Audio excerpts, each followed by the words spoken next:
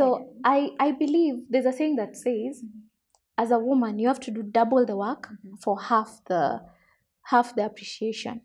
Have you ever been underestimated? Is there one occasion that happened that you remember very well? This person really underestimated me because I'm a woman in my job. And how did you go around that?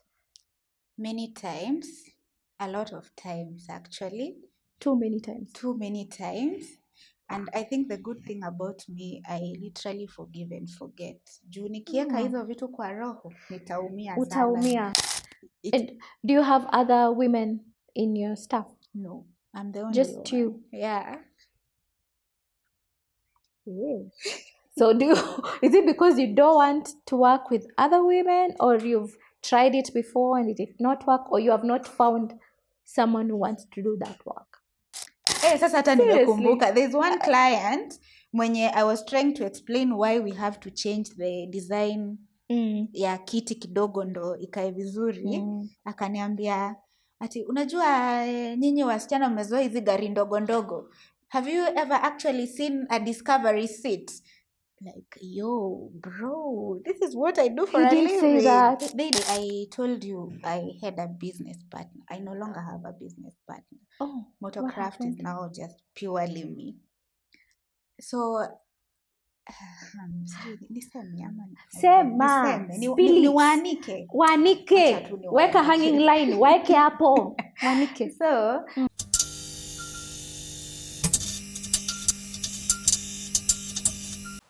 Hi guys, welcome back to the Review Podcast. I am your host Rachel Anita kama kawaida. Now today we are having women in men's field episode. I love it. Now picture this, a woman in the garage fixing everything interiors when it comes to cars. Today I have a fantastic guest on this show. She's not only a trailblazer, she's going into spaces which were mainly for men, but here we are. Because here at Rev, we not only speak about softness, but we're also encouraging women to be bold, to walk into spaces which, well, most will say we don't fit, but anyway, what a man can do, a woman can do. Yeah, so with me here is Dorcas Nyambura. Tell us a thing or two about yourself. And, might I add, she is the brains behind Motocraft Interiors. Dada, I was looking at your page. I was like, yeah. Thank Okay. you. Okay. You're doing it, and I'm so proud. Can you guys tell I'm proud? I'm so proud. So say a thing or two about yourself. Thank you so much for having me. I'm Dorcas Nyambura. I'm the brain behind Motocraft Interior Upholstery, as she has said it. I'm just a girl born in the village, raised there. And then I found myself in this space. I'm also a mom, a wife, and I'm so happy to be here. Talking about balancing it all. You will show us your ways because I love it. Now, how did you get into car interiors? Was this like a passion? Were you pulled? What was the it moment when you said, you know what, I can do this now? Mashita, my goodness. Poverty. Poverty is the thing that pushes us to do things that we never thought of doing. I did not expect that. Poverty. So it's a combination of both passion and finding myself into it. I got a job immediately after campus. I was employed in a company that does car interior and upholstery. I was a receptionist at that time. Oh, wow. So I sat behind that desk for 2 weeks and I was like, you know what? This is not where I'm supposed to be. So I requested my boss if I could go outside, talk to clients and see what the fundis are doing. And I found that to be really, really interesting. So I was so good at customer engagement such that every client would, okay, not every, but most clients would ask me, why don't you think of starting something like this for yourself? But then I didn't have money. Of course. I'm just from campus. I don't have any money. I don't know if I can do anything for myself by myself. All I needed at that time is money for airtime and shoes. But over time, they sent me to open a branch for them in Mombasa. That was the it moment for me because I did everything from setup, marketing, and I got the branch moving. And then one day All by yourself? all by myself. I was sent out there with just one machine and one fundi, and we got it going. So from that moment, I was like, why can't I try and start something like this for myself? So an investor approached me. He was like, I have the money, I have the space, and you have the brains. Why don't we come together and see what we can do? And that is how I started off. That is a beautiful story. Thank you. So you like uliamua, I can do this. Why not go ahead and do it? What did you actually study in campus? Entrepreneurship, surprisingly. Guys, when people ask me what I study, anyway, you're doing a good job. I'm just happy that you're in line with what you wanted to do before.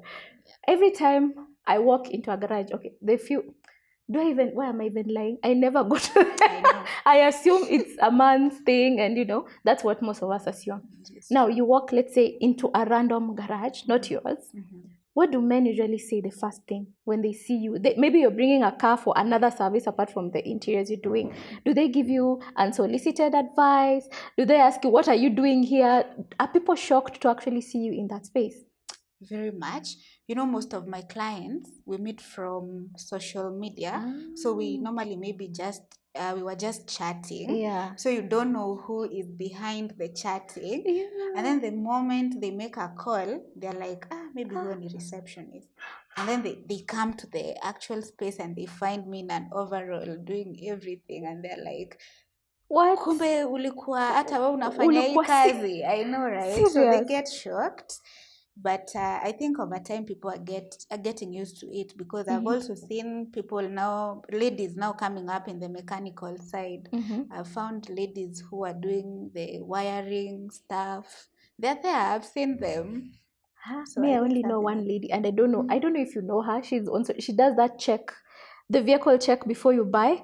That's the it's interesting, honestly, because me and garages, the one time I went, I lost all my floor mats. Floor mats zote za gari zilienda, and I didn't notice until like a week later. I'm so sorry. I was like, what? So this gives you so much joy doing it. Like you wouldn't do any other job. I don't know how it would feel doing anything else. I don't know how it would feel working in an office full of maybe women. I don't know. I'm not used to that kind of hapa tuseme mwanamke ni adui wa mwanamke mwenzake? Hapana. I'm just now used to that space, doing the hard stuff, having to think a lot, being technical and hands-on, just makes me happy. It makes you so happy, clearly. Yeah. So can you get me through a typical day for you in the garage? How do you start? Like, what do you do? You are literally hands-on. Unashona hiyo kitu peke yako. Si kila kitu. I have fundis. Majorly doing marketing, customer engagement, quality checks. So sometimes, especially when doing quality checks, you just have to find yourself being hands-on. Yeah. But now when we were starting, I used to be hands-on, but now we've grown. Yeah, you have to delegate. Ningare kidogo, you know? Look at you. Thank you. Yeah, so garage hakunanga formula. It's not like an office where you have a schedule of what you ought to do for that day. We run with what work is available for the day. There are days where I'm very hands-on, and there are days where I'm just laid back on my laptop engaging clients. And there are days I'm not even at the garage because I'm outside. There are clients who want us to go assess vehicles, take the leather materials. I'm now sourcing for my own materials. There are days I'm just working on the logistics of the leather coming to Kenya and things like that. But typically, my day is just busy. I don't have one thing that I'm specifically doing. Napata naitwa na fundi, naitwa na client. I'm a very busy woman, by the way. Okay, yeah. I love it. Thank you for making time for us. Because clearly you're a very busy woman. So I believe there's a saying that says, as a woman, you have to do double the work for half the appreciation. Have you ever been underestimated? Is there one occasion that happened that you remember very well? This person really underestimated me because I'm a woman. in my job, and how did you go around that? Many times, a lot of times actually. Too many times. Too many times.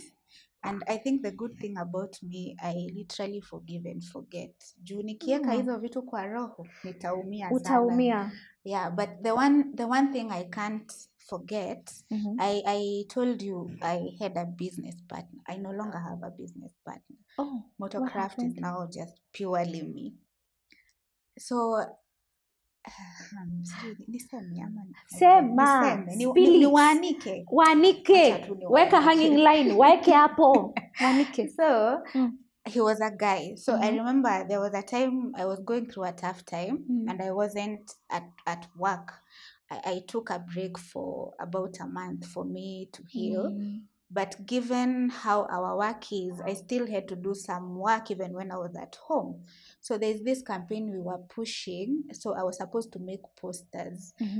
Now because I couldn't do them myself at that time, my husband offered to do the posters for me. So sweet, yeah. So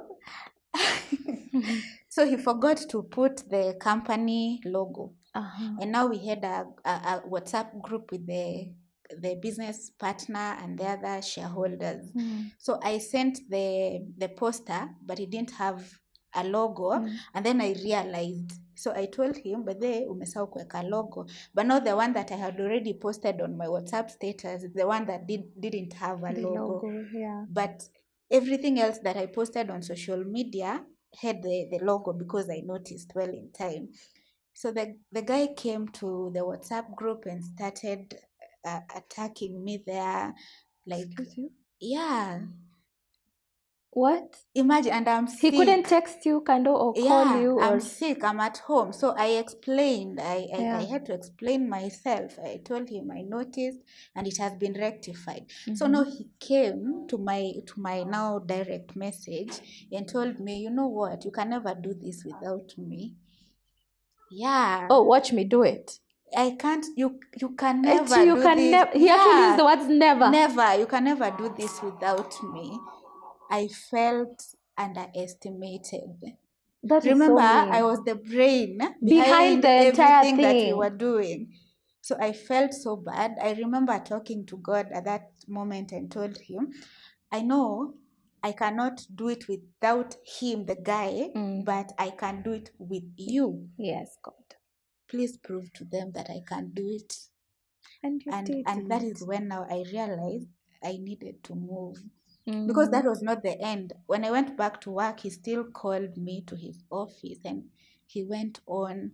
He used very harsh words, by the way. Akaniambia, mimi nitajitoa. Kama unafikiria nitaendelea kurun na wewe kampuni inakaa kibanda, nitakuacha na hapo na hiyo kibanda yako. Ujue venye utafanya. All because of a logo? I don't know. I think he had other issues. So and they say women are emotional, you know? Yeah. I'm sorry. I really cried. But thank God we're here. Yeah, I'm so sorry. But I'm glad. I'm so sorry because of this episode. I want to show people how you can manage still being a woman, still your softness. But pia, when it's time to kwa grao, you keep it running. Yeah. So did you ever feel like there's a time you have to tone down your femininity, tone down being a woman to, step up and get the work done? Is there a time you just... wasijue ni mwanamke ako hapa ndani anafanya hii kazi? Almost every time. Yeah. Sometimes you just have to step up and be authoritative. Yeah. Because then ukiwaka softie sana, people tend to take advantage of you. Some people will even take advantage of the fact that you're a woman and want not to pay for the service. Because atafanya nini na ni dem, So sengine inabidi unakuwa mkali kidogo. So ikishapita hiyo, how do you come back to being there? Because sometimes as a boss, ukisha umenini watu, they tend to now feel some type of way. How do you bring back your softness after taking it away?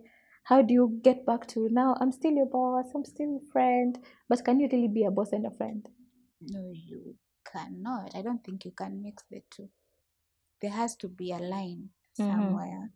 Well, with my staff, it hardly gets to that point of me now wanting to be authoritative and curly. It's mostly the clients, by the way.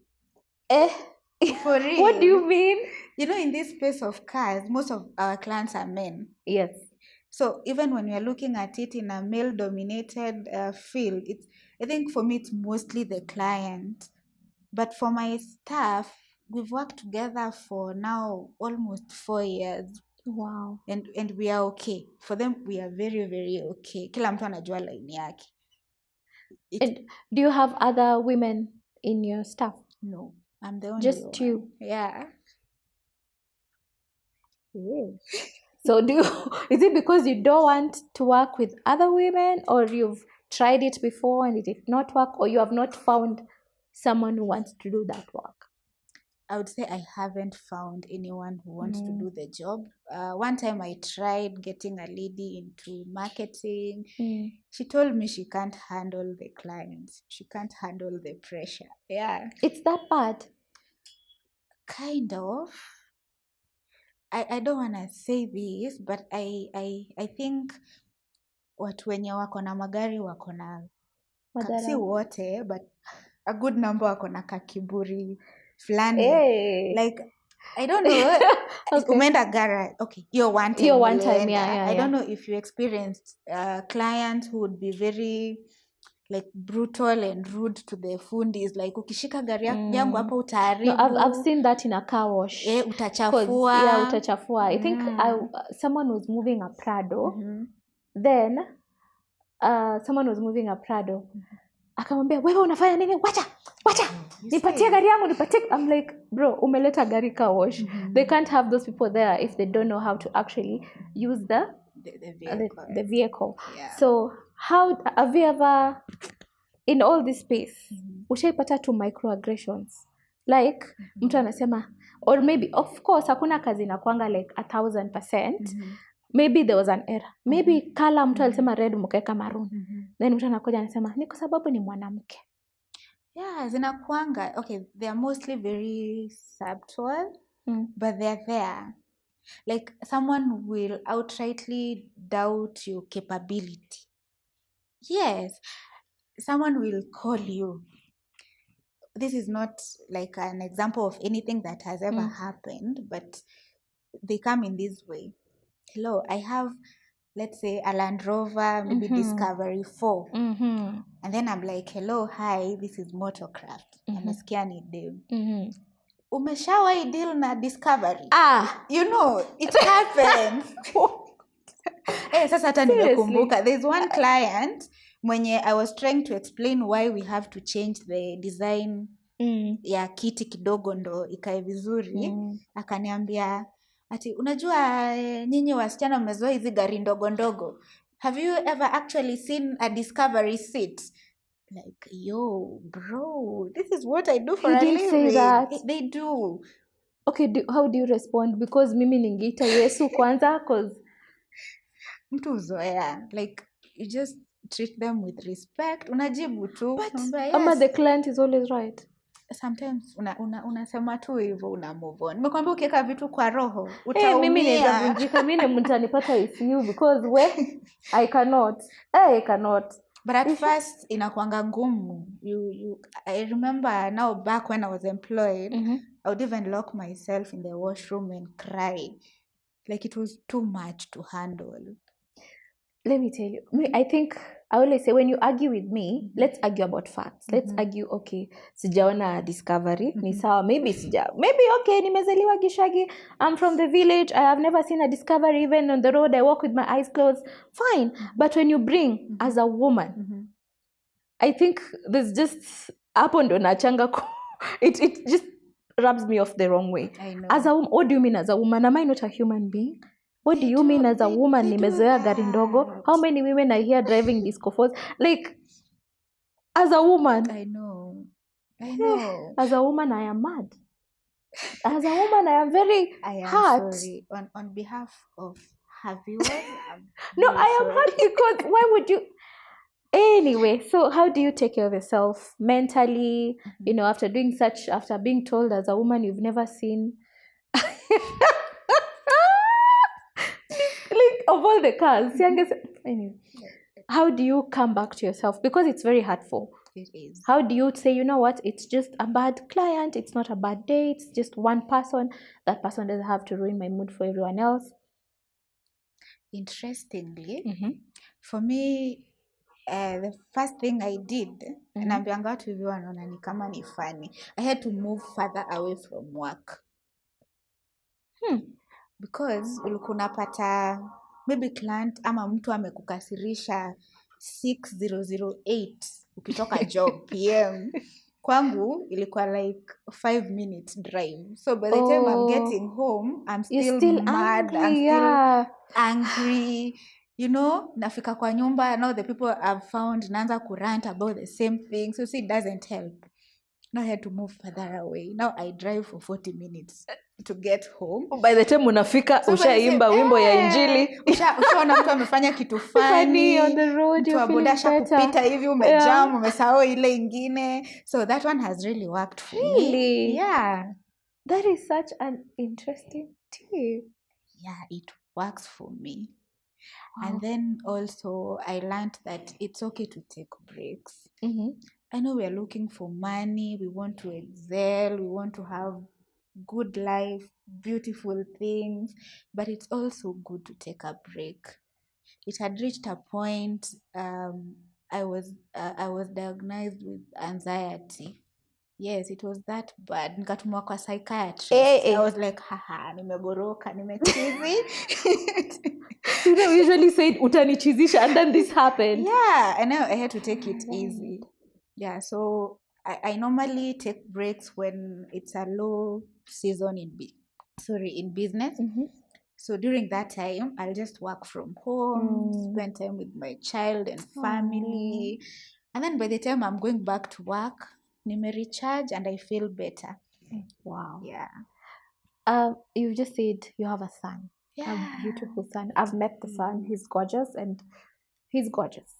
He's an amazing boy. Thank you. How do you balance motherhood and running a business? Because for me, that's one of the toughest things I've ever had to do. Every day I wake up, it's like,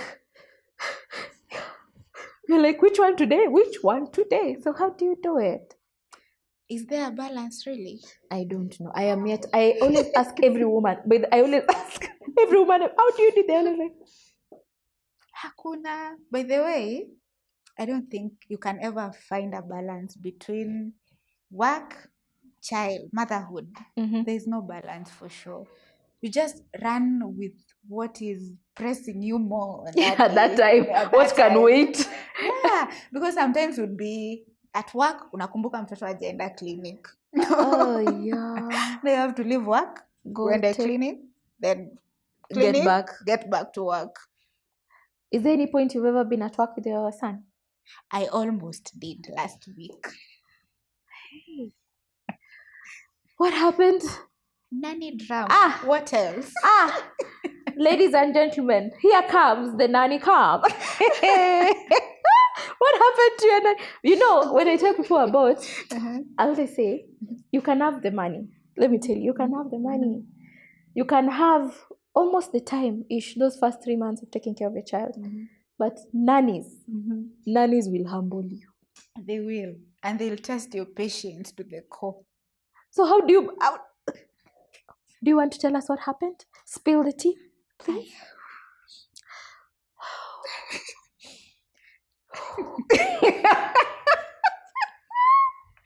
Mako unashangaa huyu kwenda alitumwa. Huyu alitumwa. Unaamsha vidonda.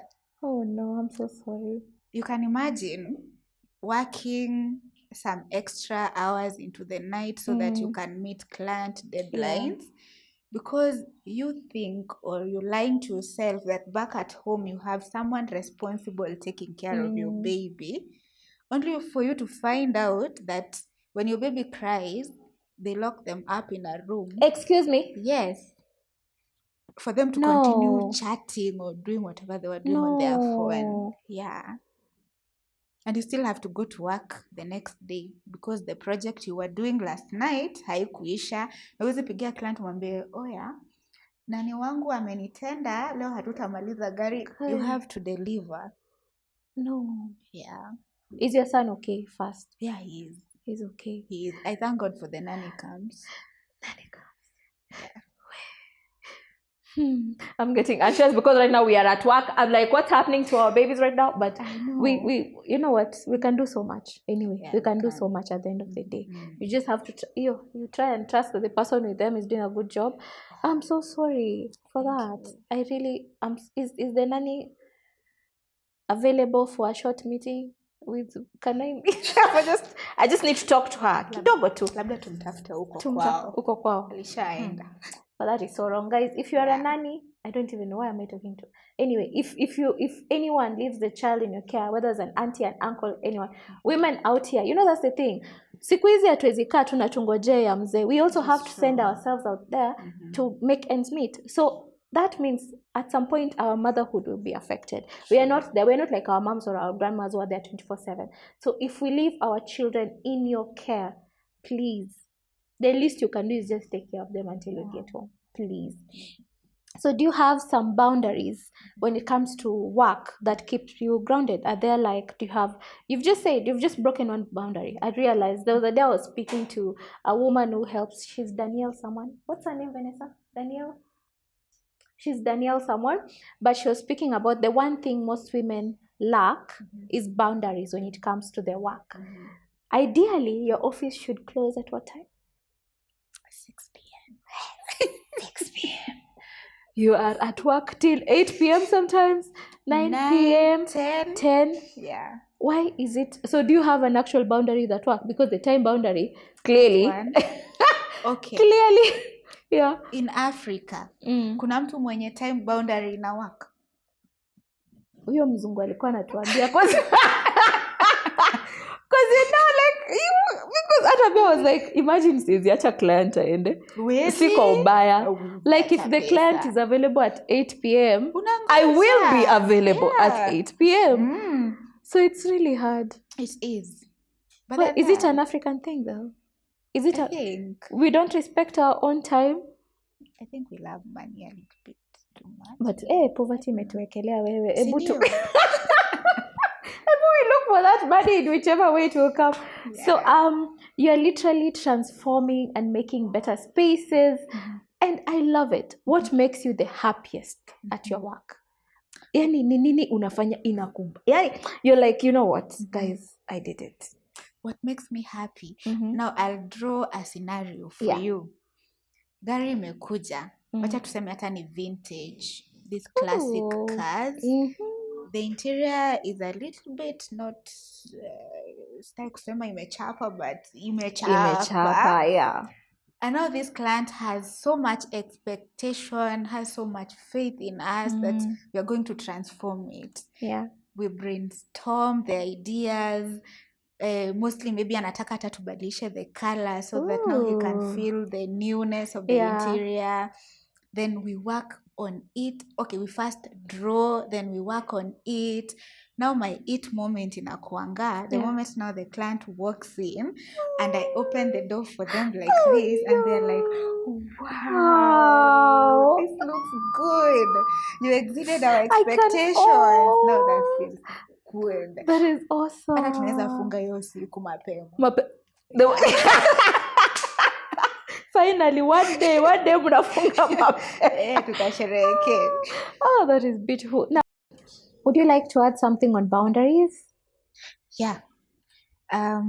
Being a woman in a male-dominated industry, boundaries are very important. And in most cases, inakuanga overstepped. Yeah. You understand? So you find, I don't want it to come out the wrong way, but I'm a woman. A very beautiful one at that. Thank you. Yeah. And of course, you're dealing with the opposite gender. So they get ideas. These people get ideas. With that big rock on your finger, they are getting ideas. They do. Mtu atasema maybe ni ya urembo ama anaona kama anaona hii ni right hand kwake inakaa right hand, you know. Yeah. How do you handle that? So you must have boundaries. Yeah. Because now you'll find people telling you, oh, after doing such a good job, can we grab coffee? Can we grab lunch? Can we grab... I'm not grabbing anything. The only thing I'm grabbing are your cassettes. And your money. Yeah. Oh, and your money. The money, that one we will grab. Yeah. Do they like offer excessive tips? Because I will take the tip. I will take, you're paying, I will take it. Nitarudishwa kwetu. But they do. Oh, this is interesting. So, what do they do? I love it. I love it for you. So you should tell them, guys, I am married. I am, but anyway, you know that's the thing. Hata mimi nishaiambiwa ni decoration. For sure. Like sasa nitaamka, mimi niende kwa shop. Ninunue ring. Kujisurprise. Nivae kwa hii ring, kwa hii finger. Ndio nitembee kama decoration. Yeah. Anyway, have you seen more women coming into this work right now?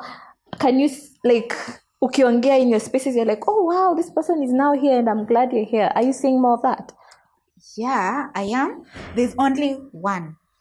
Only one other Yeah, and yes, there's two actually. Yeah, I know two. One is my friend.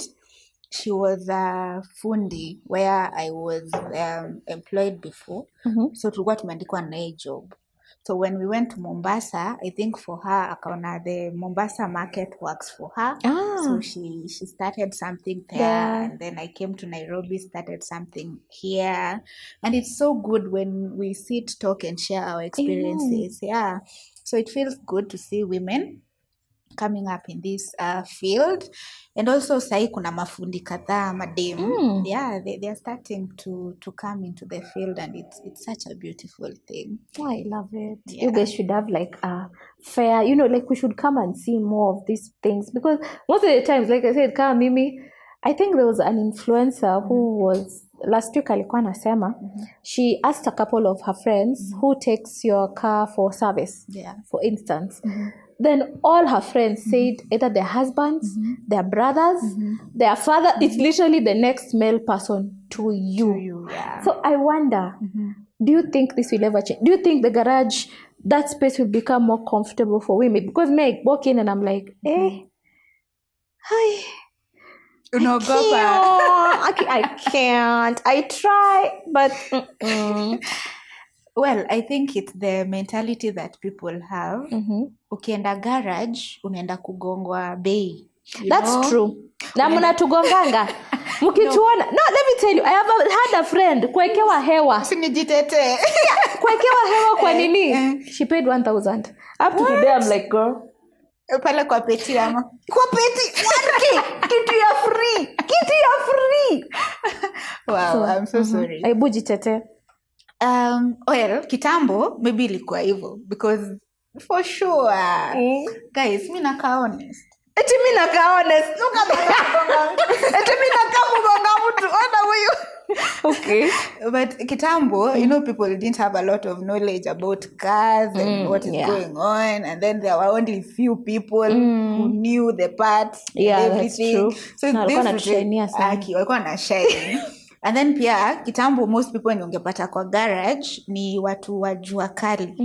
But right now it's becoming more professional. I mean, look at me, I have a degree na masters yenye ilifika mahali nusu, and na uko nayo bado. Niko na masters by the way. Yes. Na niko garage, you see. So hata kuna mech wenye unapata ni mechanic, but ni mtu amesoma, so ni professional, hata venye ana handle clients, whether you're a woman or a man. So I think it's getting better over time. So it's no longer just a job for, when we look at that, we tend to believe ni mtu hajasoma, ni mtu hakuwa na kazi, hata aliitwa na anko yake kuja utusaidie, na it's actually a profession like any other. It is. And now with that, it gets more comfortable for any gender. As a woman now, ukienda kwa mechanic fulani professional, hata enda pale kukugonga na njia za mtaa, like ana handle hii kama job, anakutaka kesho kama client. So they have to do their best. They have to explain to you. Personally, when I got my first car, the only one. We love it. It's yours. Yeah. Niligongwa at first. Yeah. Nilinyoroshwa. Imagine gari ilikuwa na kashida kadogo. There was a pipe somewhere yenye ilikuwa imecrack. And then these guys are telling me to buy a whole gasket head or a slim engine. Why? So mimi, I was ready with my 100,000 to buy that. Until my uncle, who is a male again, came and told me, apana, hii gari iko na hiyo shida. So he introduced me to a mechanic who is now a professional mechanic who explained things to me, and he's taught me now everything I need to know about my car. So I think hapo kwa kugongwa. So tunaifinga why is the car doing kwa and then you're told like this. I don't know if you've been to Machakos. Yeah. After the like I'm very bad in direction, but there's Machakos on your way to Kitui. Kuna tu bumps hapo kadhaa. So there are mechanics who are usually there. They wait for you, especially if you're a woman. Especially if wanakusababisha nakwambia hii nafanya. Imagine watu wamegongo hapo vibaya sana. And it's so sad. I hope that the industry would become better for women. For women, for sure. Either as a client or as this other side. Still better for all women. Talking of women, if you could redesign this industry to make it better, what is the one thing you would do different? I think what people lack is awareness that this field is not only for men. Even men can do the things, women can do the things that men are doing. So I feel like if these courses are introduced in the polytechnics and there are these colleges that have been introduced specifically for the jobs za mkono. Zinaitwa nini? Sitaki kusema mechanical. Technical, TVETs. Those ones. But why not degrees? Kwani degree lazima ikuwe tu ya engineering? By the way, see, it's knowing you know what you're doing. But kuna automotive. By the way, kuna automotive. So if they are made more available to in the teaching institutions, people will know that they exist. You see, like now the interior and upholstery segment, people have no idea that it's something that people do. Mimi nikikwambia I was shook. I was shook, and the fact that my family members are in the automotive industry, now yet I don't know, makes me feel like I feel like nimefail my gender hapo kidogo. Imagine hujafail, people don't know. They really don't know. They don't. Unapata mtu ako na seats. Imagine gari yako si lazima ikae hivyo. Kwanza una import gari, you're like, you know what, I wanted red wine interior. You can make it happen. Even pink. My husband, number ni 0, sema haraka. Number ni 07 27. Please, even pink for real. Yeah. We customize it when unataka. Pink. We even purple. We do. We help men surprise their wives. Sema number. Birthday ni lini? Naweza ileta karibu. Gift idea. I know. That is so nice. Because for me, actually, I feel like this has become a personal talk. But I really love the wow factor of opening. You know the way you say, you open the car, like, damn. Mashallah. Hapo ndo tunasema mashallah. Mashallah. Asturuguvai. I don't even know. I'm sorry. Just when someone says it. But that is beautiful. It is. What you do is beautiful. You restore, like you've said, from disco fours to... They should know you do all that. Yeah, they should. Is there a part of your work you feel like it's mediative? Like when you're doing it, you're just getting free therapy. It's like... Kuna just that one section you can do over and over and not get tired of it because it's relaxing. Is there a part of the job that is relaxing? Yes. Now that I'm learning that I'm just a girl in the You're just industry. A girl. Niliwachana. Tutakujiwa na Zumba. Niliwachana na hizo mambo ngumu za kuvunja kucha. Not anymore. But there's this part ya kupolish an interior yenye imemalizika. I love doing that by myself. Like apply polish, kushainisha, and then I start like I shoot all my content, by the way. You do by yourself. Yes. You run for I real. run them all. She TikTok, does a fantastic. Ebu tell them the handle so that you can go and. We are Motocraft interior upholstery everywhere. Facebook, TikTok, and Instagram. Oh, that's beautiful. Yeah. So nikimaliza tu hivi kushoot. I mean kupolish, naona kameng'aa, kamemulika. Then sasa natafuta studio ya garage. Pale ndani ya garage kuna studio. Tunaingia studioni and then we start shooting. I feel good. I feel good. Kabisa. It's like it's worth it. After all, it is worth it. So this job somehow helps you emotionally. It does. And mentally, when you're going through something, it helps you. A lot. So you're not just fixing cars, you're also fixing your house. Yeah. This is making me so happy. You said poverty ndo ilitulea. Most of the times as women, we are told you can't chase the bag and do what, let the man provide, which I really don't. Yada yada yada yada yada yada yada. Getting this your own money from this business that you have had, blood, sweat, tears, kila kitu, hadi babo za mapua ukifikiria. How does that genuinely make you feel? Gosh. Like your financial freedom. How do you express that to anyone? Naweza kweli itoa. Words cannot be enough to express that. It feels good. Like you feel good spending money that you've worked for. With my own money. Exactly. We bought with my own money. And you can have your own money yenye your husband gave you in the morning. The feeling is different from when you've literally worked on a car for 2 weeks. Client anakupea pesa. I know you're going to get yourself a pair of shoes. It feels like they should know account number ni yangu. Yangu. Mimi mwenye na jina zangu za ID. Zangu zote.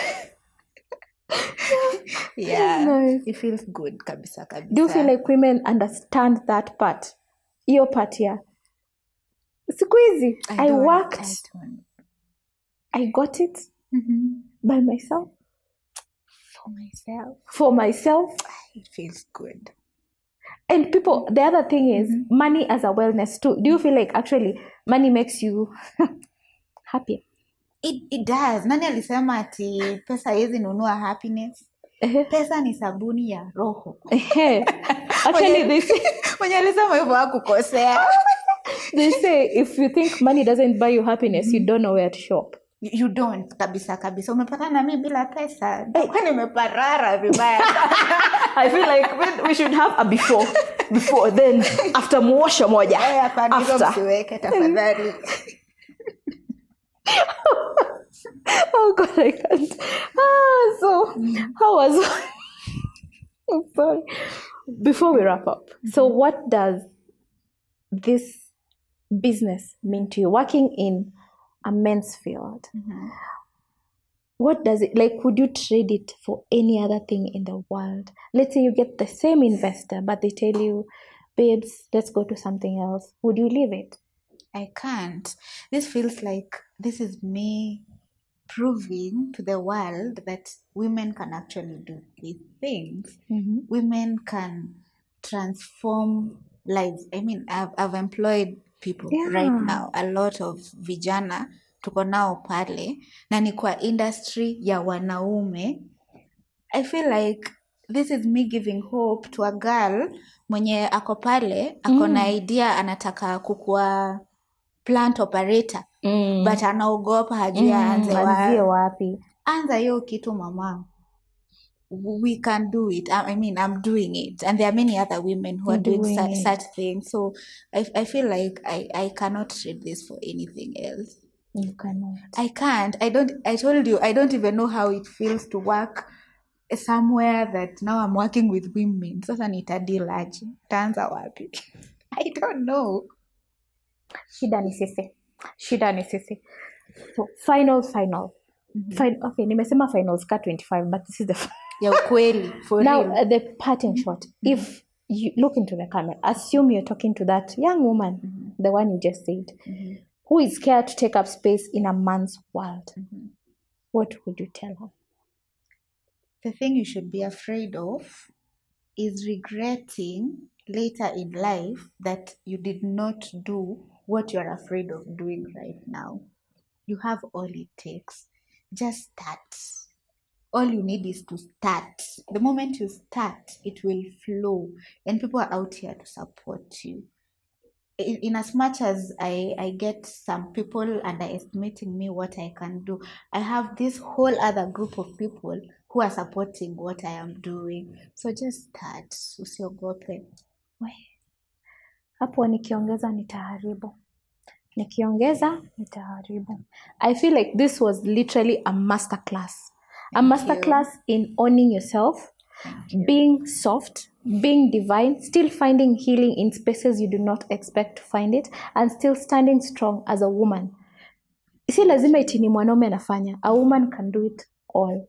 Thank you so much, Nyambura, for coming on my show. I can't even. Hey, birthday, pink na nimwelewa na mkamba, pink na yellow. Hey, ukwe ready. I want to open the card, be like, wow. Not even wow. Hata mimi nashtuka, wow. It's yellow. It's wow. Wow. I love it. Thank you so much, Nyambura, for coming. I really appreciate it. I want people to know where to get you. You said Motocraft. Motocraft. Everywhere. Yeah. Instagram, Facebook. And TikTok. And TikTok. Oh, that's nice. So we'll find you there. Yeah. And follow her, guys. Staki kuongezea. That's it. If you liked this episode today, please make sure you share it with another rare gem. Don't forget to comment, subscribe, and all those things. Thank you so much, Nyambura. High five. Thank you for having me. You're welcome. Yeah. Okay, bye. Mwah. How long was that? Around 25 plus.